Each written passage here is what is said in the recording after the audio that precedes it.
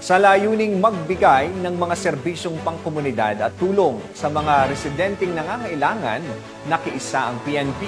Sa isinagawang People's Caravan Serbisyong Dala ay pag-asa ng National Housing Authority. Sa base Samar, nakabalita dyan si Pacho Woman Mariel Dulnuan.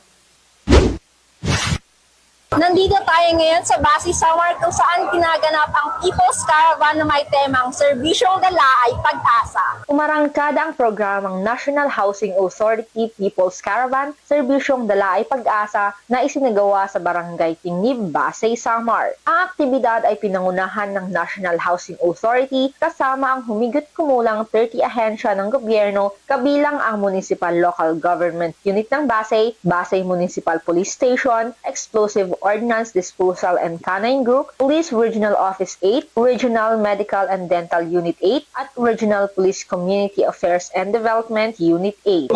Dito po kami ngayon sa Barangay Tinib, nakakaroon ng isang People's Caravan. Sa ngayon po, meron po kaming mga nakadeployed na tao. Kami po yung namamahala sa mga seguridad at mga traffic na nangyayari sa isang lugar. Nagkaroon ng medical mission, feeding program, gift giving at pamamahagi ng food pack sa mga residente ng nasabing lugar na naging benepisyaryo ng naturang programa.